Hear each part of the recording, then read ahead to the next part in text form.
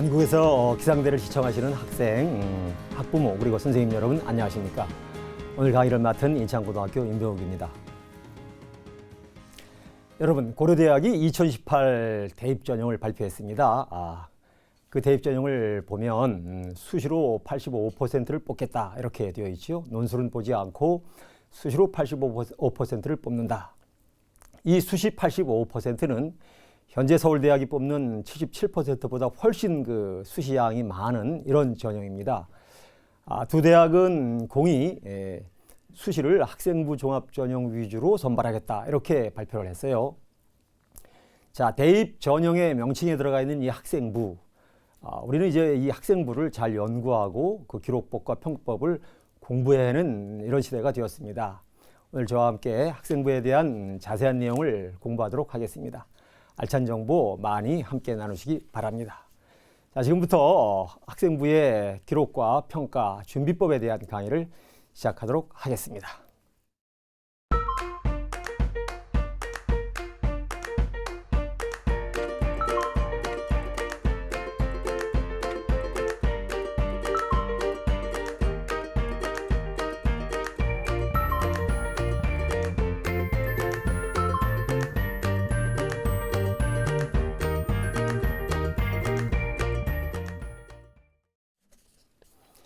자, 학생부의 기록과 평가와 그리고 준비법에 제가 제일 먼저 강조해서 드릴 말씀은 학생부는 10개 항목이 있는데 그 10개 항목 중에 수와 양으로 표현되는 것들, 이 수와 양으로 표현되는 이런 기록에서 평가의 탄력성이 나온다. 평가의 중요성이 나온다. 이런 말씀을 먼저 드리고 싶습니다. 생활기록부에 수와 양으로 표현되는 것들이 뭐가 있나요? 자, 출결사항이 있습니다. 결석하면 안 되겠죠? 그 다음에 성적이 있습니다. 내신이라고 하는 거죠. 여기에는 평균과 원점수와 표준 편차가 나옵니다. 그래서 내신을 잘 관리해야 되는 거고요. 그 다음에 독서를 얼마나 했는가, 독서의 양, 봉사 시간과 횟수, 그리고 창의적 체험활동에 들어있는 자동봉진의 여러 숫자들, 이런 것들이 생활기록부에 드러나서 곧 다른 학생과 비교됩니다. 이런 것들은 이제 비교 우위에 있는지 아니면 열등한 자리에 있는지가 금방 드러나는 것이기 때문에 수와 양으로 표현되는 부분들을 잘 관리하고 준비해야 된다. 이런 말씀을 먼저 말씀을 드립니다. 내신은 좀 좋게, 출결은 좀 깔끔하게, 그리고 독서 양과 봉사 시간은 좀 많게, 그렇죠? 그리고 창의적 체험 활동의 자율 활동과 동아리 활동의 종류와 양을 좀 다양하게 준비해라. 이런 말씀을 드리겠습니다. 이어서 강조해서 말씀드리는 것이 학생부의 이 양을 좀 페이지 수를 확보해라 이런 말씀을 좀 드리겠어요. 여러분 3학년 1학기까지 여러분이 생활기록부에 기록할 수 있는 글자 수는 한 66,500자 정도 됩니다. 이것을 1,500자로 나누면 44페이지쯤 나오고요. 장수로 22장 정도가 나옵니다. 3학년 1학기까지 22장을 확보했다면 굉장히 많은 양을 확보한 거고 아주 좋은 자기 기록을 갖는 건데요. 제가 양을 강조하는 것은 학생부에 장수가 많다는 건 그 학생이 매우 성실한 학생이고 선생님으로부터 인정받은 학생이라는 뜻이에요. 선생님들은 좋은 학생, 인정한 학생에게 많은 기록을 남겨주기 때문이지요. 또 한 가지는 그 학교가 굉장히 다양한 프로그램을 운영하면서 선생님들의 노고와 열정이 대단한 학교다 하는 것을 학생부의 그 장수가 알려주는 겁니다. 그래서 여러분은 학생부의 장수를 많이 확보해서 학교에서 인정받는 인재라는 것을 드러낼 수 있도록 해야 되겠다. 이런 말씀을 드립니다. 자, 그 다음에 또 강조해서 드릴 말씀은 스펙. 학교에서 하는 많은 활동을 제가 이제 스펙이라고 말을 붙입니다. 많은 활동에 참가하는 것이 스토리텔링보다 더 먼저다. 여러분 고3이 되면 수시에 원서를 내고 면접을 가서 나의 스토리를 말로 해야 되는데 이 스토리를 말로 하는 스토리텔링은 학교에서 하는 많은 활동이 기반이 되었을 때만 가능한 거지요. 그래서 학교에서 일어나는 많은 활동에 참가를 해야만 이야기거리, 또 면접거리가 나온다 이런 겁니다. 그 중에 강조하는 것이 교실입니다. 교실에서 여러분은 3학년 1학기까지 40명 정도 선생님을 만나요. 한 학기에 8과목씩 5, 8이 40명을 만나는데 그 선생님들과 나눈 이야기, 토론, 발표, 수행평가 이런 것들을 많이 주고받으면서 생활기록부에 남겨놔야 다양한 스펙이 되는 거다. 이런 말씀을 드립니다. 또 하나는 창의적 체험 활동 속에 있는 동아리 활동을 좀 강조해서 말씀드리겠습니다. 동아리 활동은 4가지나 기록하잖아요. 정규 동아리, 자율 동아리, 스포츠 클럽, 그리고 다양한 그 학생들의 그 활동이 들어가는데 작년 7월 31일부터 여러분이 활동하는 그 활동 내용을 에듀팟에 기록을 해놓으면 그 기록을 선생님이 나이스에서 바로 볼 수가 있게 되어 있어서 여러분이 기록을 많이 남겨놓으면 선생님들이 다양한 기록을 생활기록부에 옮겨 적을 수가 있도록 구조적으로 바뀌었습니다. 그러니까 생활기록부의 양을 넓히고 다양한 스펙을 만드는 데는 이제는 여러분이 활동하는 거에 따라서 이런 게 좀 바뀔 수가 있다. 이런 말씀을 드립니다. 그래서 학교 프로그램보다도 여러분이 능동적으로 활동하면서 양을 늘리고 스펙을 좀 마련해라. 이런 말씀을 드리겠습니다. 그 다음에 강조드리고 싶은 것이 이 수상입니다. 대학에서는 평가 항목이 한 5개 있는데 수상 경력은 이 5가지 평가 지표를 말없이 대변을 해주는 거예요. 자, 그 중에 첫 번째로 말씀드리고 싶은 게 이제 경시대회입니다. 이 경시대회를 열정적으로 좀 참여해야 되겠다. 이런 말씀을 드립니다. 작년 9월 달에 공교육 정상화 및 선행교육 방지법 이런 긴 법이 하나 통과됐어요. 많이 들어봤죠? 이 법의 핵심은 초중고 대학 모든 시험의 범위와 수준을 공지하라. 자, 모든 시험의 범위와 수준이라는 말이 핵심입니다. 그러니까 학교에서 경시대회를 하더라도 자, 이번 수학 경시대회는 범위가 150페이지부터 200페이지까지고 수준은 2학년 인문계 수준이다. 이렇게 공지하게 돼 있어요. 그렇다면 여러분 말입니다. 수학 경시대회를 이과에서 공부 잘하는 어떤 학생들만 참가하는 게 아니라 내신이 내가 4등급, 5등급 된다고 하더라도 이미 예고된 그 범위와 수준을 6개월 전부터 미리 공부를 하면 얼마든지 따라잡아서 공부할 수가 있는 거죠. 최우수상을 받지 못해도 됩니다. 참가상, 장려상만 받더라도 이게 굉장한 스펙이 되는 거죠. 그러니까 앞으로 경시대회에 미리 준비해서 나의 열정을 보여라. 이런 말씀을 좀 드리겠습니다. 그 다음에 수상은 역경 극복, 대학에서 굉장히 높게 평가하는 항목입니다. 역경 극복의 사례가 되는 겁니다. 내가 방송을 하면서 내가 마이크를 잡으면서 여러 사람 앞에 나가서 이야기를 할 때 막 울렁증이 있어서 막 그 말이 부딪히고 떨리고 그래요. 이런 학생일지라도 이런 걸 잘 극복을 해서 학교 토론대회, 뭐 3분 스피치 대회, 웅변대회에 나가서 상을 받았다. 그렇다면 그 비하인드 스토리가 대단한 거 아닙니까? 나는 사실 국어 시간에 책도 잘 못 읽었는데 학교 웅변대회에 나가서 내가 상을 탔습니다. 이런 것들이 이제 학생을 높게 평가해주는 이런 게 되는 거죠. 수학을 참 못하던 어떤 학생이 수학 7등급인데 미리 예고된 어떤 시험의 준비를 잘해서 경시대회 참가상을 받았다. 이런 게 전부 이제 역경 극복이 되는 거라 굉장히 좋은 이제 평가를 받는다. 이런 말씀을 드립니다. 수상 중에 또 강조할 것이 이제 공동수상입니다. 여러분 수학 경시대회에서 1등은 100점, 99점 2명이 2등, 98점 3명이 3등이면 각각 2등, 3등이지만 공동 실적물로 상을 받으면 이게 공동 수상이 되는 거예요. 그래서 이 공동 수상이야말로 함께 하는 거고 협동심과 이제 리더십과 배려심이 들어가는 거기 때문에 굉장히 중요합니다. 여러분 서울대학의 지역균형으로 응모하는 그 문과, 이과의 그 탑클래스 학생들이 교과 우수상을 굉장히 많이 내요. 한 20개씩 냅니다. 그래서 서울대에서 그거를 별로 그렇게 높게 평가하지 않습니다. 오히려 체육대회에 10명의 학생들과 함께 축구 시합을 해서 최우수상 1위하고 공동수상으로 기록된 게 있는가? 이런 것들이 더 이제 중요하게 평가되는 시대가 되었다. 이런 말씀을 드립니다. 자, 그 다음으로 또 상에 대해서 말씀을 좀 드리면 상은 자기 조절 능력이다. 좀 어려운 말로 자기 효능감의 표현이다. 이렇게 말을 합니다. 상이 20% 이내로 주게 되어 있지만 참가한 모든 학생을 상을 줄 수 있는 상들도 많이 있습니다. 제가 어느 학교에 이렇게 그 생활기록부 컨설팅을 해보니까 지리산 5대봉 완주상 이런 상을 주는 학교가 있어요. 한라산 백록담 완주상. 그러니까 거기에 올라갔다 온 모든 학생들은 다 상을 주는 겁니다.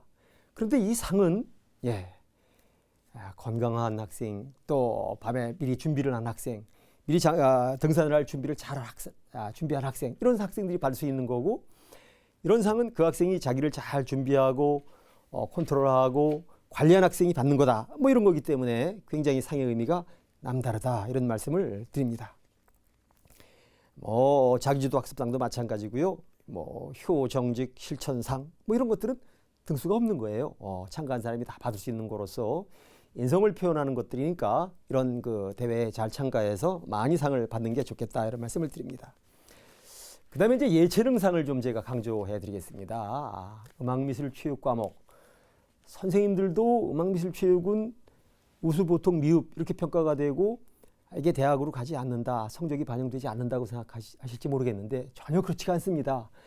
대학에서 학생부 종합전형에서 평가하는 5개의 축 중에 문화예술적 소양 또는 경험의 다양성 이런 이름으로 중앙대학, 경희대학, 서강대학 많은 대학들이 평가를 합니다.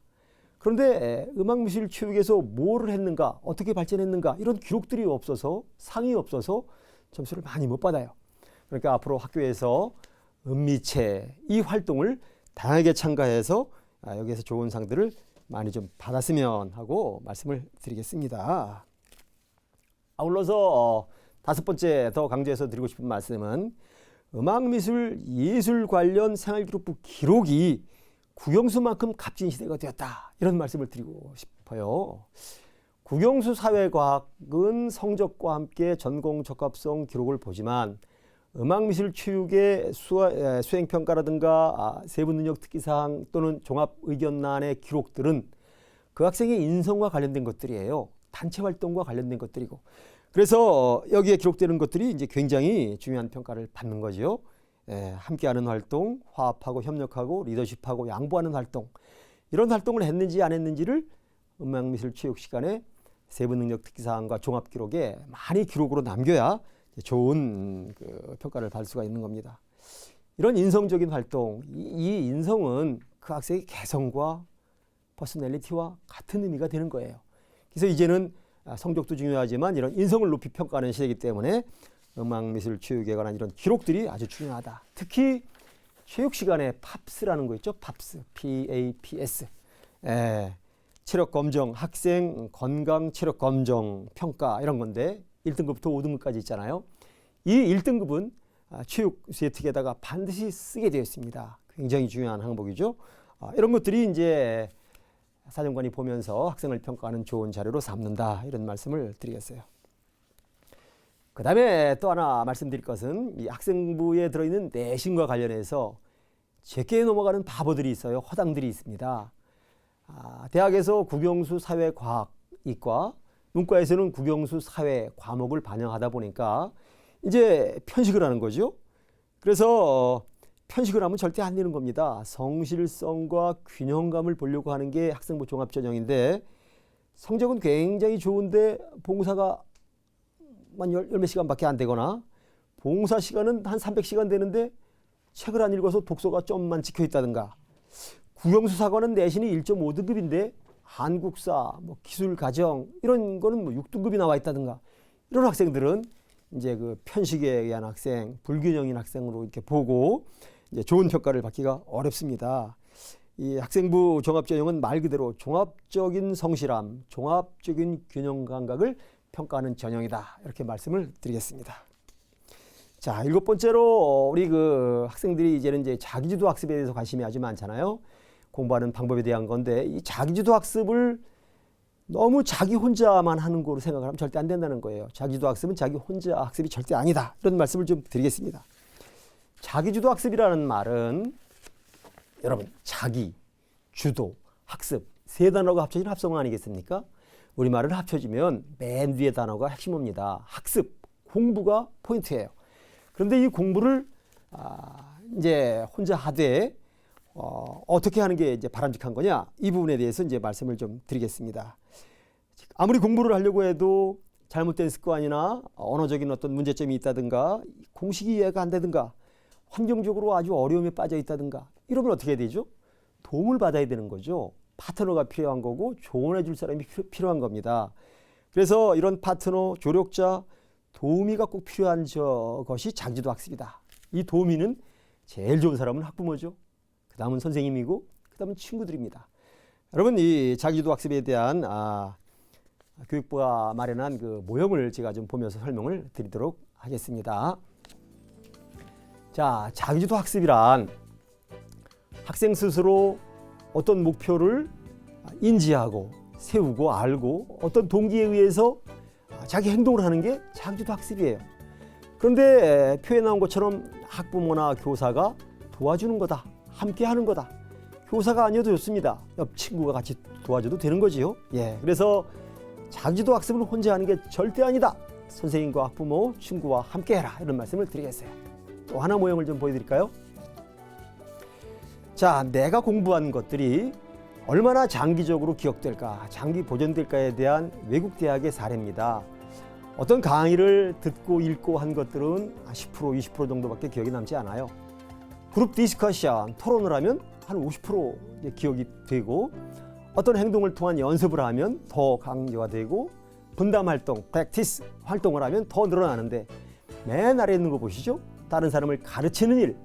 자, 내가 남으로부터 도움을 받았는데 이제는 내가 공부한 것을 남을 가르치면, 학급에는 이제 성적이 좀 떨어지는 친구도 있고 운동부도 있고 그렇지 않습니까? 이런 친구를 도와주는 활동, 이것이 나의 어떤 학습력을 더 완전하게 하는 거다. 이런 그 연구 결과가 있어서 소개를 해드립니다. 이런 것들이 자기주도 학습이다. 결론적으로 자기주도 학습은 남으로부터 도움을 받고 남을 도와주고 함께 하는 거다. 이런 말씀으로 마무리를 하겠습니다. 자, 여러 가지 말씀을 드렸는데 학생 여러분이 학교 생활을 하면서 어떻게 하는 것이 학생부 종합전형에 대비하는 걸까? 몇 가지 포인트로 말씀을 드릴게요. 첫 번째는 공부 열심히 하라는 거예요. 학업에 열중하라. 전 과목을 열심히 해라. 버리는 과목이 있으면 절대 안 된다. 수업 시간에 들어오는 40명의 선생님들과 잘 소통을 해서 성적을 올릴 방법을 찾아내라. 이런 말씀을 드리고 싶어요. 둘째, 학교는 학급, 학년, 전 학교가 다 단체 활동이고 공동체예요. 그러니까 그 공동체에는 규율이 있고, 그렇죠, 규율을 잘 지켜야 되는 거고, 내가 스스로 뭔가를 양보하고 아이디어를 내고 배려하고 리더십을 발휘하고 소통하고 이런 활동에 적극 나서야 되는 겁니다. 공부를 잘하고 성취 능력이 뛰어난 학생일수록 공동체 활동에 적극적으로 나서야 된다. 이런 말씀을 드리겠습니다. 그 다음에는 선생님은 굉장히 중요한 역할을 하니까 담임 선생님, 교과 담임 선생님, 또 동아리 지도 선생님, 이런 선생님들하고 잘 소통을 하고 교감을 하는 활동을 해라. 그건 자꾸 질문하고 찾아가서 이것저것 조언을 받는 것, 이런 활동을 해야 되는 거죠. 여러분 선생님은 인생의 선배예요. 또 여러분의 모든 것을 도와주는 파트너고요. 평가자이기도 합니다. 그래서 선생님과 소통하는 일에 게을리하면 절대 안 된다. 이런 말씀을 드리겠어요. 자, 그 다음에 학교 생활에 또 교실에서 좀 창의력을 발휘해봐라. 학급, 학년에 아주 여러 가지 그 행사가 많아요. 동아리 활동, 또 봉사 활동, 또 수학여행, 이런 거에 그냥 따라갔다 따라오는 게 아니라 나를 좀 드러내고 거기서 뭔가 이렇게 발표하고 할 준비를 늘 해라. 교실도 마찬가지죠. 적어도 한 학기 속에 2번 정도는 놀라운 발표 준비를 좀 준비했다가 선생님하고 많이 상담을 해서 준비했다가 수행평가, 토론, 무슨 뭐 이런 거 할 때 좀 나를 좀 잘 발표하는 이런 시간을 가져라. 이런 말씀을 드리겠습니다. 그 다음에 학교의 다양한 활동 속에 역시 나를 드러낼 기회를 좀 잡아라. 이런 말씀도 드리겠어요. 학교 축제, 체육대회, 또 학급 단체 봉사활동, 뭐 예술제, 뭐 이런 그 대회에서 나는 운동을 못하니까 그냥 가만히 앉아 있을 애가 아니라 뭐 응원 도구를 또 아이디어를 만들어 와서 응원 뭐 멋지게 한다든가 이렇게 좀 적극적으로 나서야 단체가 화합하고 의사소통하는 데 도움이 되는 거죠. 그래서 학교 생활에 적극 나서라 이런 말씀을 드려요. 그 다음에 아주 학교에는 많은 경시대회, 연구대회, 발표대회, 체험대회 이런 대회가 있는데 이 대회를 즐겨야 됩니다. 아까 말씀드렸죠. 미리 준비할 수가 있잖아요. 그러니까 미리 준비하고 이런 걸 이제 좀 잘 즐겨라. 수준과 범위가 예고되었다. 이 부분을 이제 스스로 도전하고 즐기는 가운데 등급이 좀 떨어져도 좋은 상을 받아서 높게 평가를 받아라. 이런 말씀을 드리고요. 마지막으로 학교 생활의 모든 것들을 기록, 포트폴리오, 기록으로 남겼다가 담임 선생님도 좀 갖다 드리고 교과 담임 선생님도 갖다 드리고 동아리 지도 선생님도 좀 갖다 드려서 내가 이런 생활을 이렇게 했습니다. 이렇게 느꼈습니다. 하고 갖다 드리면 선생님들은 생활기록부를 기록하기 위한 정보에 굉장히 목말라 있어요. 아, 이 학생이 이때 이런 걸 느꼈군. 이 학생은 이런 뜻으로 했군. 이런 것들이 이제 좋은 평가 기록지가 되니까 이런 거를 좀 이제 드리면 선생님도 감동을 하고 학생도 굉장히 좋은 평가를 받는다. 이런 말씀을 드립니다. 자, 학교생활기록부의 기록과 평가와 준비법에 이제는 선생님을 위한 말씀을 잠깐 좀 드리겠습니다. 선생님들은 종합의견과 특기사항에 기록을 하실 텐데 이 기록을 하실 때 선생님의 감정을 적극적으로 드러내야 됩니다. 생활기록부를 기록하는 요령에는 사실과 팩트 위주로 써라 이렇게 되어 있지만 내가 담임을 15년 해보고 있지만 내가 만난 학생 중에 이렇게 모범적이고 성실한 학생은 처음 봅니다. 이 학생은 법 없이 도사할 학생이고 아주 준법정신이 투철하며 남다른 리더십을 가진 학생입니다. 이런 선생님들의 감정과 신뢰가 들어있는 글이 굉장히 중요하게 사정관과 교수님께 어필한다. 이런 말씀을 드립니다. 선생님이 평가해 준 그 평가가 바로 그 학생인 겁니다. 그래서 이런 것들이 이제 좋은 그 결과를 낳으니까 여러 선생님들이 이 강의를 보고 계시다면 정말 이기적이고 공부 안 잘하는 학생 사이에 돕고 협조하지 않는 학생에게는 어느 선생님도 좋은 기록을 남기지 않잖아요. 그 반대로 좋은 학생에겐 충분히 신뢰하고 사랑하는 그런 메시지를 남겨주시는 게 좋다. 이런 말씀을 드리는 겁니다. 나눔과 배려와 협력, 갈등 관리 이런 단어들은 생활기록부에도 써야 되고 자기소개서도 써야 되고 선생님의 추천서에도 들어가야 되는 거니까 이런 용어들을 잘 개발하셔서 좋은 결과를 좀 남겨놓으셔야 됩니다.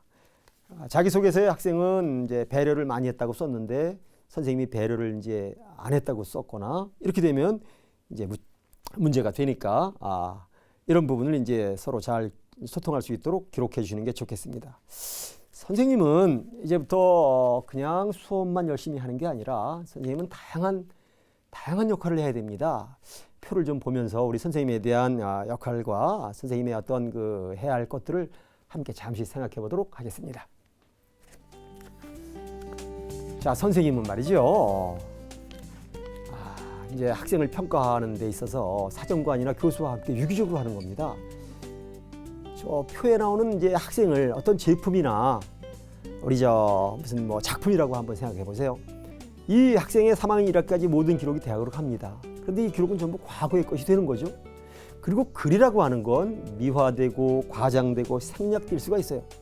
그러니까 사정관이나 교수나 이 분들이 학생을 평가를 하고 이제 구매한다면 뽑아간다면 이 글이 어디까지가 진실이고 어디까지가 문제가 있는지 선생님께 전화를 걸거나 직접 학교로 찾아와서 물어봐요.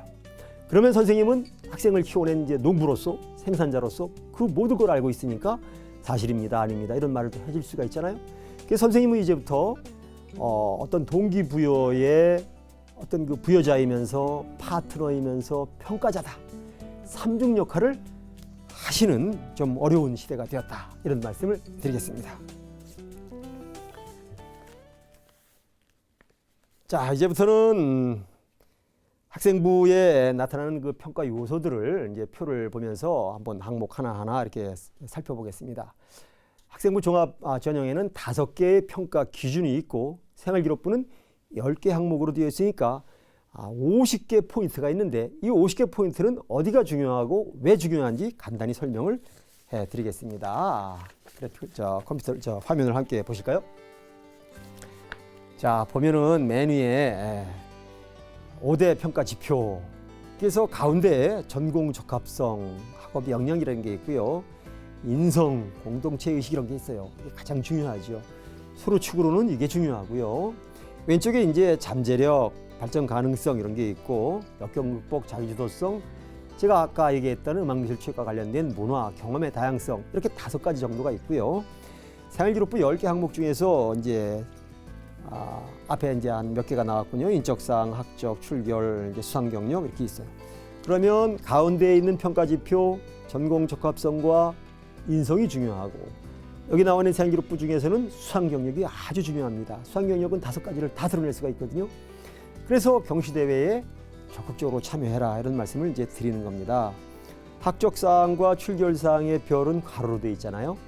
이게 혹시 무단 지각조퇴 또 학교폭력자치위원회의 어떤 기록이 들어가면 감점 먹는다 이런 뜻이에요. 이런 부분은 이제 조심해라 이렇게 말씀을 드리겠습니다. 자, 다음 표 또 함께 보실까요? 자, 다음에 나오는 이제 진로, 또 창의체험, 교과학습 발달 상한, 독서, 행동 특성이 있는데 여기 중요한 게 많아서 괄호에 별 5개짜리가 많군요. 창체가 별 5개 다 찍혀 있죠? 또 교과도 별 5개 찍혀 있고 37번은 별이 3개나 찍혀 있네요. 그래서 전공 적합성은 국영수 사회과학과 관련이 아주 깊어요. 그 다음에 종합의견란에 가장 중요한 인성에 또 별이 3개 찍혀 있어서 생활기록부 50개 평가 지표 속에서 종합의견의 인성과 관련된 기록, 또 교과학습 발달 상황의 전공 적합성 관련 기록이 가장 중요한 거다. 이 표가 그런 뜻입니다. 예. 자, 다음 또 표를 하나 또 보겠습니다. 2010년도 4월 7일 날 여러분 대교협이라고 들어봤나요? 대교협 홈페이지에 들어가 보면 2010년 4월 7일 날 한국형 입학사정관지는 이렇게 뽑는다 하는 평가 기준, 평가 요소, 기준, 방법 이런 거를 제시한 표가 있는데 이 표를 좀 보여드리도록 하겠습니다. 함께 화면 보시죠. 자, 학교생활기록부는 어떻게 뽑느냐? 평가 요소, 평가 기준, 그리고 평가 방법이 나와 있죠. 평가 요소를 왼쪽에 보니까 학업 관련 요소를 봐라 이렇게 되어 있어요. 학업에는 또 뭐가 들어가 있나요? 예, 교과 성적을 보라고 되어 있죠. 성적의 추이, 공부가 얼마나 올라갔는가 이런 걸 보라는 뜻입니다. 그 다음에 교과 관련 수상 실적을 굉장히 강조해서 제가 밝게 써놨습니다. 이런 것들을 평가 기준, 인성을 중심으로 전공 적합성, 잠재력 이런 거와 함께 종합 평가를 해라. 단계 평가를 하지 말고 종합 평가를 해라. 서류 평가로 성적으로 잘라내지 말고 면접, 자기소개서, 추천서를 한꺼번에 봐서 평가해라. 이게 이제 평가 요소와 기준과 방법입니다. 자, 다음 나머지 또 요소 보시죠. 다음 요소에는 또 뭐가 나오나요? 학교생활 충실도, 자, 창의적 체험 활동이 나와 있군요. 2010년도에는 이 창의적 체험 활동이라는 말이 비교과라는 뜻이었어요. 지금은 저게 물론 교과의 의미가 되었습니다만, 그래서 비교과적인 독서, 자, 또 그죠? 체험 활동, 뭐 교육청에서 주관한 이런 대회, 봉사활동 이런 것들이 이제 들어간다 이렇게 말씀을 드립니다. 다음 활동 또 보시겠습니다. 학교생활 충실도와 이제 인적성 이런 거 봐라 이렇게 되어 있네요. 여기에 아주 중요한 게 뭐죠? 여기 보면 교우관계, 선생님의 평가 이런 게 평가 요소가 된다 이렇게 되어 있어요. 그래서 생활기록부가 더 중요한 겁니다. 교우관계 이게 인성과 관련된 거니까 굉장히 중요한 거고요. 그래서 친구관계, 나눔과 배려 이런 게 중요한 거고 선생님의 추천서와 생활기록부 기록이 아주 중요한 거다 이런 말씀을 드립니다. 자, 다음 표가 또 있나요? 자, 다음은 학교생활 학생부 기록에 이제 그 학생부 기록과 평가의 어떤 그 패러다임이 바뀌고 있다. 구조와 환경이 바뀌고 있다. 학생부 종합전형을 하는 이 학생부를 평가하는 구조나 환경이 어떻게 바뀌고 있나에 대해서 하나하나 좀 말씀을 드리겠습니다.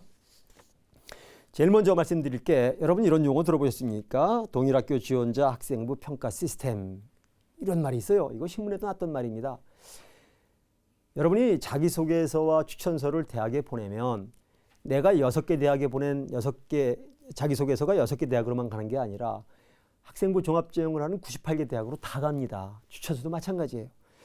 이와 비슷하게 한 대학의 A 고등학교에서 A 대학에 50명을 보내면 A 대학에서는 A 고등학교 생활기록부를 쫙 검사를 해요. 이게 동일학교 지원자 학생부 평가 시스템이라는 겁니다. 그러니까 한 대학에서 동일학교 학생들이 왔는데 독서 기록이 똑같은가, 동아리 활동 기록을 똑같이 오려 붙이지 않았는가 이런 걸 이제 검사한다는 뜻이에요. 그러니까 생활기록부는 하나하나가 개별화되어 있어야 되고 기록이 전부 그 특징 있게 기록이 돼야지 똑같은 기록을 막 갖다 붙이면 큰일 난다 이런 말씀을 드리는 겁니다. 그 다음에 이제는 그 정성평가 시대고 2단계 평가가 아주 중요해져서 많은 활동을 하고는 스토리텔링을 준비해야 된다. 면접을 하기 위한 또 교수 앞에 발표를 하기 위한 내가 직접 말을 할 수 있는 능력을 길러라. 이런 부분이 이제 중요한 게 되는 거죠. 그 다음에 생활기록부를 만드는 환경이 좀 달라졌어요. 학생 나이스와 창의인성 교육넷을 설명해 드리겠습니다. 자, 화면을 먼저 학생 나이스에 가는 걸 좀 보여드리죠. 여러분, 학생 나이스 하고 네이버에 치면 이런 화면이 떠요. 학생이 얼굴이 이제 가운데 나오고 거기 이제 학부모님 사진이 나오잖아요. 그 왼쪽에 보면 학생 서비스 이런 게 있고 그 옆칸에 학부모 서비스 이런 게 있습니다. 그러니까 학생이나 학부모님들은 여기에 로그인을 하고 들어가서 내 자녀의 생활기록부, 학생은 내 생활기록부를 직접 볼 수가 있다. 내 기록이 빠진 게 없나, 성적에 오류가 없나, 봉사활동이 누락된 게 없나, 모든 활동의 장수가 지금 몇 장 나왔나, 이런 거를 학부모도 볼 수 있고 학생도 볼 수가 있으니까, 자, 학생 나이스를 잘 활용해라, 이런 말씀을 드리겠습니다. 다음은 창의인성 교육넷을 좀 설명드리겠습니다. 여러분, 네이버나 다음에다가 창의인성 교육넷 하고 치면 이런 화면이 뜹니다. 이제 크레존이라는 말도 쓰지요, 맨 위에.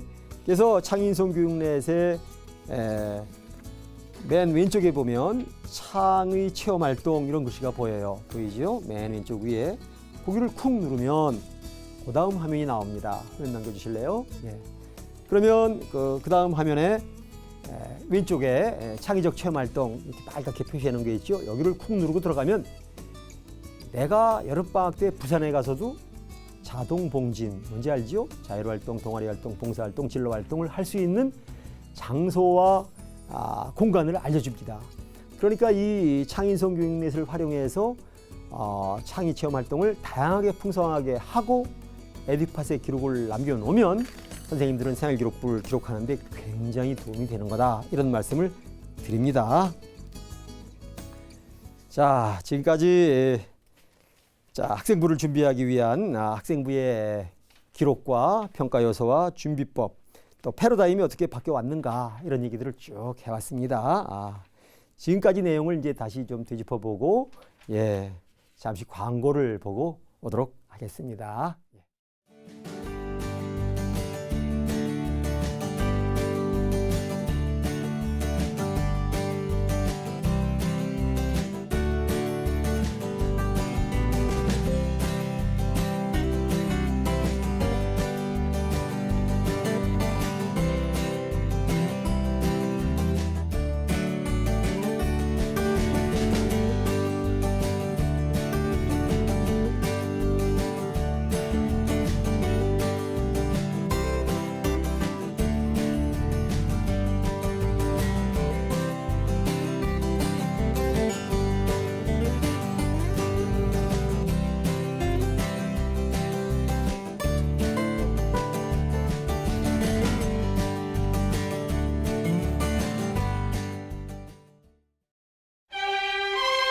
내가 고3이라니, 내가 고3이라니, 내가 고3이라니.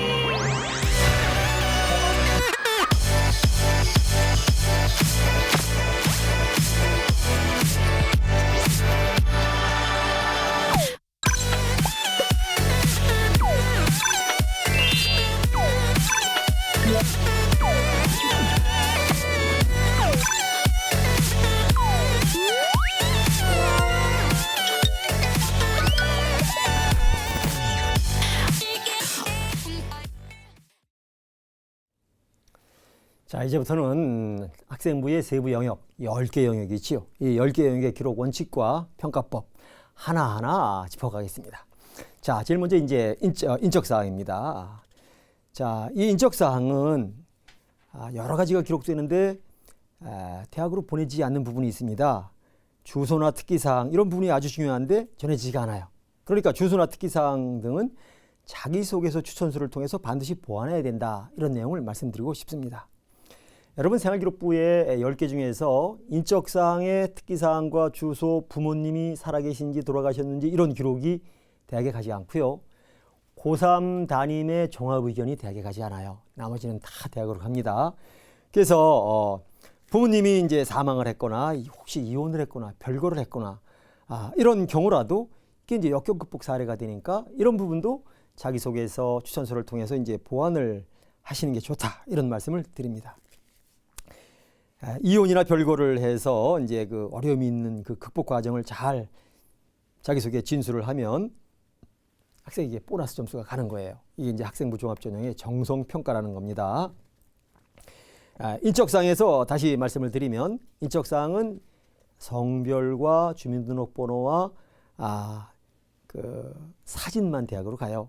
그리고 주소, 부모님 사항, 가족사항, 특기사항이 가지 않으니까 주소를 많이 옮긴 학생, 군인 가족 이런 학생들 이제 자기소개서 그런 걸 좀 써야 될 필요가 있는 거고요. 부모님 이혼을 했거나 돌아가신 학생 이런 학생도 자기소개서 이런 걸 써서 이제 보완을 좀 해라 이렇게 정리를 하겠습니다. 자, 다음으로 이제 나오는 게 학적 사항 아니겠습니까? 학적.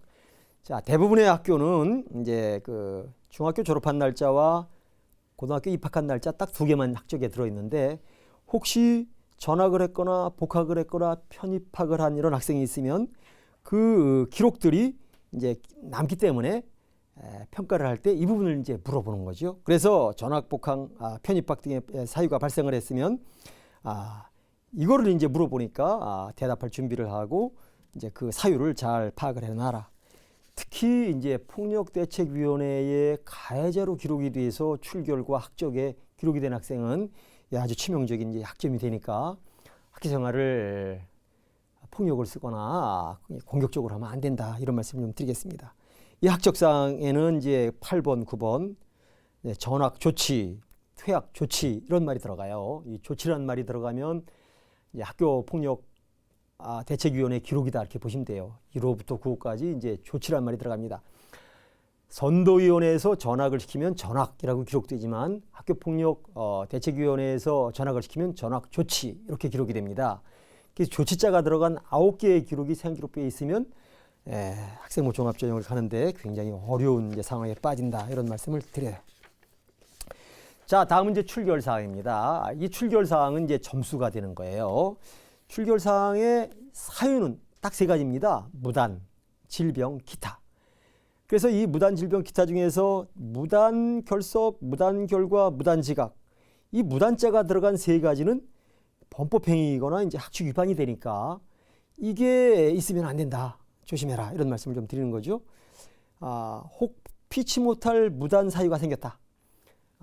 학교 축제 때 옆 학교에 그 포스터를 붙이고 조금 늦었는데 선생님이 이제 무단 지각으로 처리를 했다. 딱 한 번 있다. 이런 사유는 자기소개서에 기록을 해서 이게 이제 학생의 간부로서 자기 일을 다 하다가 그렇게 된 건지 게을러서 그런 건지를 이제 사정관이 평가할 수 있도록 사유를 자기소개서 취준서에 좀 써서 밝혀라. 이런 말씀을 드립니다.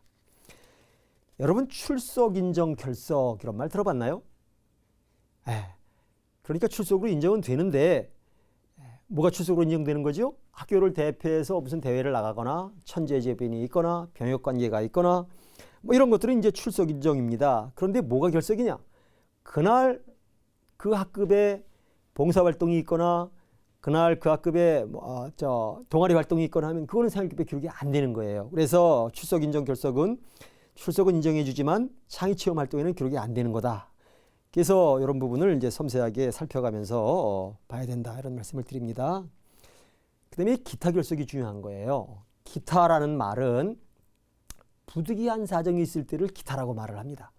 그러니까 부모님이 아파서 119에 모시고 병원에 갔다가 이틀 있다 왔다든가 너무 집이 어려워서 가사 조력, 집안일을 도왔다든가 이런 내용들 또는 이제 무슨 그 공납금, 납부금을 못 내서 학교를 못 나오는 일이 벌어졌다든가 학교정이 인정한 어떤 사유가 있어서 못 나왔다든가 이런 것들은 기타 결석이에요.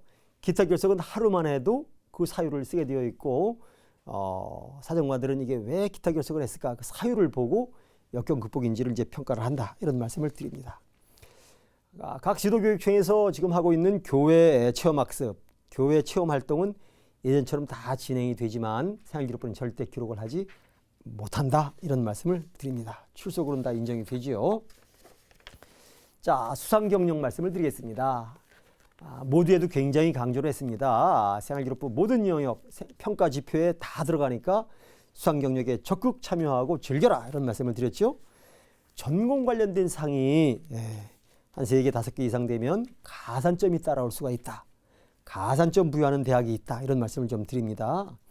그 다음에 공동수상은 동일인이 2명 이상 해서 따는 거니까 굉장히 중요하다. 학급 전체가 줄다리기 대회를 해서 한 학급이 우승을 한 그 상장은 생활기록부에 기록이 안 됩니다. 그러나 학급 대표로 2명, 3명, 5명, 6명 이렇게 나간 건 다 공동수상이라는 이름으로 기록이 되며 굉장히 중요하다. 예체능상 공동수상이 중요하다고 몇 번째 말씀을 드리는 겁니다.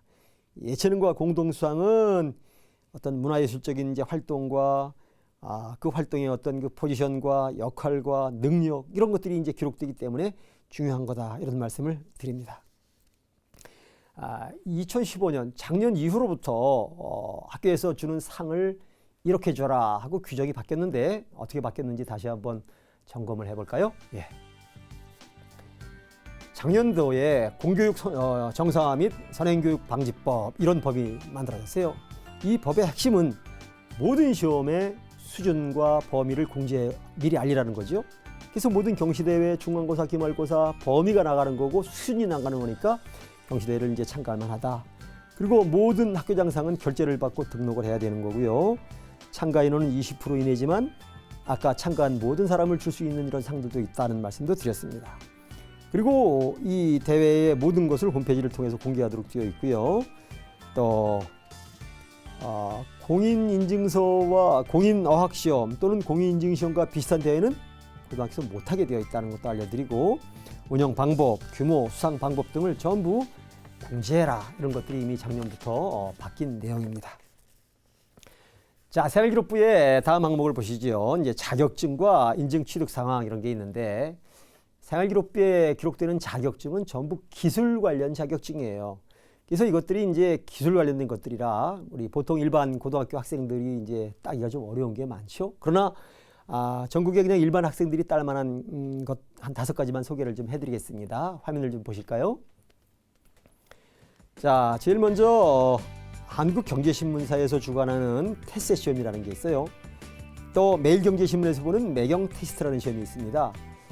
학교에서 경제 과목이 개설되어 있지 않은 학교 학생들은 경제 동아리 활동을 해야 되는데 경제 동아리 활동도 안 돼 있다면 한경 테셋, 매경 테스트 시험을 봐서 그 기록을 SO 1, 2등급, 최우수, 우수 이런 등급을 생활기록부에 기록할 수가 있어요. 이건 기술 자격증으로 인증된 것들입니다. 그 다음에 밑에 있는 국어인증시험, KBS 한국어인증시험, 한국실용 글쓰기 검정시험 이런 것들은 요즘에 기자, 아나운서, PD, 작가 뭐 굉장히 많죠. 하고 싶은 친구들, 이 학생들이 봐야 될 것들이에요. 그래서 이제 이런 학생들이 KBS 한국어 검정 1급부터 이런 급수를 따오면 생활기록부에 기록을 해줍니다. 그래서 이런 것들이 기술 관련 자격증으로 인증이 되는 이제 일반 학생들이 볼 만한 5가지다. 이렇게 소개를 해드립니다. 자, 그 다음에 아주 유의를 해야 될 것 중에 한국사 인증시험 이런 게 있어요. 사학과를 갈 학생, 국문학과에 갈 이런 학생들이 이제 필요한 거이고 또 한자 능력 검정시험, 실용 한자 시험 이런 것들이 있는데 이런 것들은 자격증을 따거나 그래도 생활기록부에 절대 기록을 못합니다. 특히 한자 능력 검정시험과 실용 한자 시험 이런 게 한 10가지 이상 되는데 이 한자는 한문과 한자는 제2 외국어 과목과 동일하게 평가가 되기 때문에 토익, 토플 점수 생활기록부에 쓰는 거하고 똑같아요. 그래서 한자 능력 검정 시험을 자기소개서나 생활기록부에 기록을 하면 0점 처리가 된다. 조심하셔야겠죠? 네. 자, 그 다음으로 또 드려야 될 말씀이 이제 진로 희망사항입니다. 생활기록부 10개 항목 중에서 진로 희망사항만 선생님의 특기사항이 없어요. 나의 취미 특기와 내가 왜 이 진로를 이제 희망했는가를 쓰는 건데 여기서 중요한 건 진로 성숙도입니다. 진로 성숙도가 가장 관심이 되는 거죠. 그러니까 진로 성숙도라는 건 1학년 때 의사, 2학년 때 의사, 3학년 때 의사 이렇게 쓰는 게 아니라 1학년 때 의사, 2학년 때 외과 의사, 3학년 때 흉부외과 의사 이렇게 쓰는 거예요. 1학년 때 교사, 2학년 때 중등교사, 3학년 때 고등학교 국어교사 이렇게 깊게 써라. 구체화하게 써라. 이런 게 이제 진로 성숙도라는 거죠. 이런 진로 성숙도는 자신의 꿈과 희망을 이제 시간의 변화와 공간의 변화와 함께 이제 그 개념을 좀 구체화시켜라. 꿈을 발전시켜라. 이런 말씀을 좀 드리고 싶어요. 그래서 이 진로 희망사항이 대학교 이제 고등학교 1, 2, 3학년 모든 내용이 이제 대학으로 제공이 되는데 혹시 이제 1학년 때 문과 기별을 썼다가 2학년 때 이과를 갔다가 3학년 때 다시 문과로 간다든가 반대로 이과에서 문과로 왔다 갔다 하는 이런 그 기록들 이런 것은 그 진로 희망이 바뀐 사유를 자기소개 추천서에 구체적으로 써서 이제 그 미리 평가자에게 좀 그 자신의 꿈과 진로가 왜 바뀌었는지를 보완해 줄 필요가 있다 이런 말씀을 좀 드리고요. 진로 희망이 깊어가거나 바뀜에 따라서 독서, 인턴십, 체험, 봉사활동 이런 것들을 해서 내 진로에 관한 활동을 하고 있다 하는 걸 보여줘야 된다 이런 말씀을 좀 드리겠습니다. 그래야 평가자들이 노력을 많이 한 학생이구나 이런 부분을 이제 평가한다 이렇게 보시면 되는 거죠. 자, 창의적 체험활동 말씀을 좀 드리겠습니다. 자, 이 창의적 체험활동에는 4가지가 있잖아요. 자율활동, 동아리활동, 봉사활동, 진로활동이 있는데 아까도 말씀을 드렸습니다. 창의인성 교육넷과 에듀팟을 활용을 해서 이 활동을 좀 다양하게 하고 생활기록부에 많은 내용을 이제 기록할 수 있도록 해라. 자율활동은 말이지요. 교내에서 일어나는 모든 행사, 교내 활동이 다 자율활동이고 학년 활동이 다 자율활동이고 학급의 모든 활동이 자율활동이에요. 그리고 동아리 활동은 4가지가 있죠. 정규 동아리, 자율 동아리, 스포츠 클럽, 또 22개 청소년 단체 활동 이런 게 있어서 이제 자율 동아리가 중요하다. 이게 정규 시간 이외에 하는 거니까 자기가 전공하려고 하는 학생들과 함께 모여서 하는 거니까 중요하다. 그다음에 이제 봉사 활동은 학교에서 기획하는 활동, 가로 열고 학교, 토요일 날, 일요일 날 자기가 활동한 개인 해서 2가지가 있고요.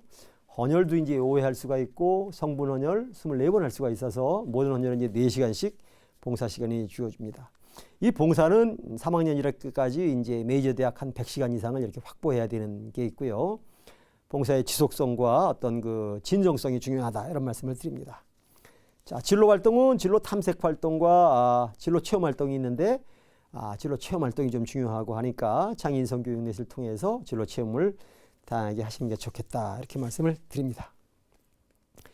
자, 이제는 이제 교과 학습 발달 사항 말씀을 좀 드리겠어요. 자, 아까 자기주도 학습을 잠깐 말씀드렸는데 교과 학습 이거 공부입니다.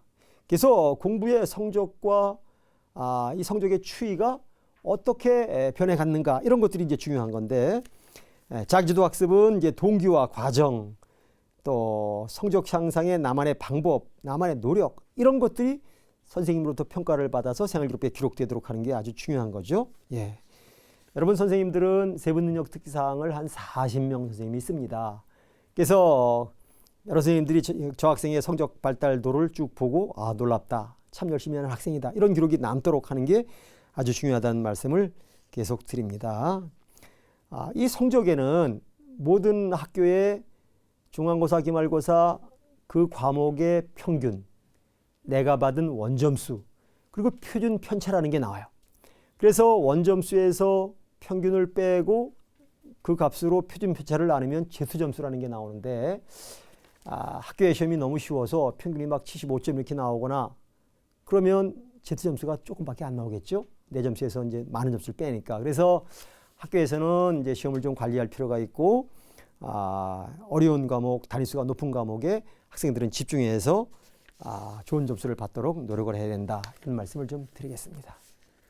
그리고 우리 학생들이 그 생활기록부 속에 등급과 원점수와 평균과 표준 편차 또 하나는 그 성취평가 ABCD로 나가는 성취평가가 있는데 이 ABCD 성취평가는 2020년 이후에 대학에서 반영을 하기로 이제 연기가 되었다 하는 점도 미리 알려드리겠어요. 그 다음에 이제 문화예술적 소양, 문예체 활동, 예술과 체육 활동의 기록들이 세분능력 특기사항에 이제 중요하다 이런 말씀을 아까 힘주어서 드렸습니다. 그리고 아주 조심할 것이 이제 공인어학 성적 시험, 토플, 토익 이런 거, 또 각종 인증 사항 이런 거, 학회지에 논문을 썼던 거 이런 거, 이런 것들은 이제 생활기록부에 절대 기록을 할 수가 없게 되어 있다는 거고요. UP, 이제 발명교실, 영재학급 이런 것들은 다 기록이 됩니다. 아까 말씀드렸죠? 또 팝스, 체력 이제 올라가는 거 이런 거, 수행평가 이런 것들이 세분능력에 기록이 되니까 학교 활동을 교실에서 잘 해야 된다 이런 말씀을 드리고요. 자, 독서 말씀을 좀 드릴까요? 자, 독서는 내 스스로 하는 거예요. 자율적이고 개성적이고 주체적인 독서를 해야지 대학 추천 독서 목록이니까 한다. 이거 안 되는 겁니다.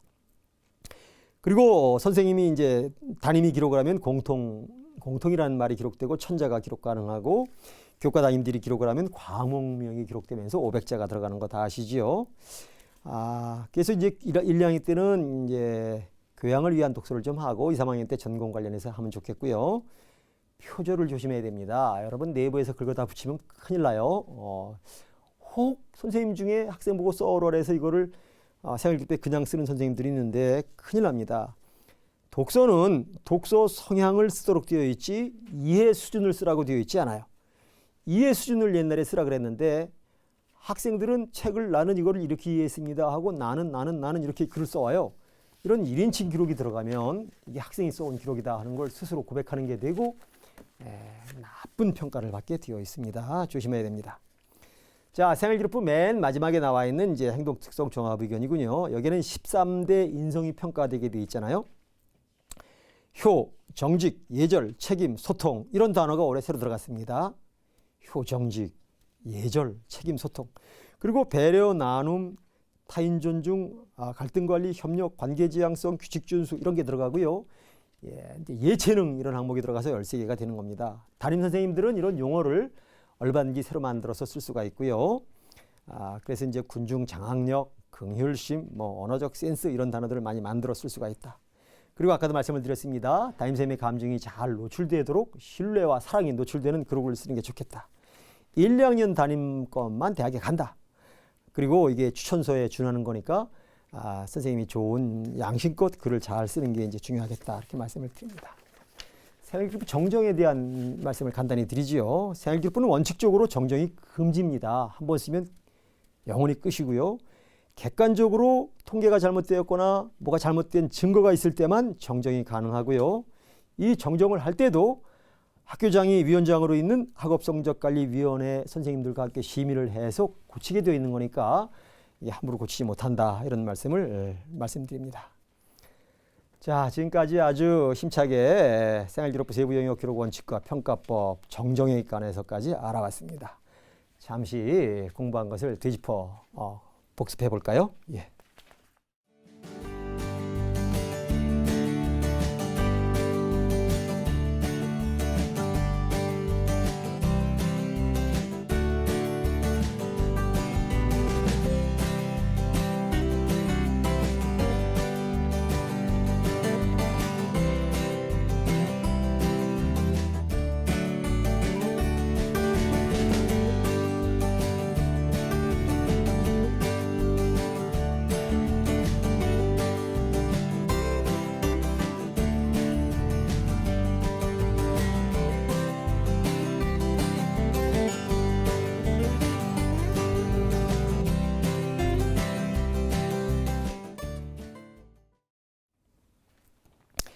여러분 국제적으로 국내적으로 인재에 대한 개념이 이미 바뀌었습니다. 공부만 잘하고 내신만 좋은 학생을 인재라고 그러지 않아요. 대한민국 인재상 정부에서 주는 고등학교, 대학교 일반 청년에게 주는 대한민국 인재상도 평가의 30%가 인성입니다. 인성은 그 학생의 책임과 나눔과 배려와 의사소통 능력과 공동체 의식 등을 말하는 거죠. 그래서 학교 생활을 하면서 이런 활동에 신경을 좀 쓰고 공부와 함께 배려하고 나눌 줄 아는 학생이 되어야 된다. 이런 말씀을 좀 드리고 싶고요. 그리고 스펙을 좀 많이 만들어 놔라. 1, 2학년 때 학교에서 하는 모든 활동에 적극 참여해서 많은 스펙을 만들어 놔야 내가 말할 거리, 스토리, 얘기거리가 생긴다. 이거를 잘 엮어갈 수가 있어야 된다. 이런 말씀도 드립니다. 빗장이가 여름에 놀기만 하고 준비를 안 하면 겨울이 두려워지는 법이에요. 학생도 잘 준비를 해야 입시에서 성공을 하고 자기 인생을 잘 개척할 수가 있는 겁니다. 여러분, 한 시간 동안 수고 많이 하셨습니다. 감사합니다.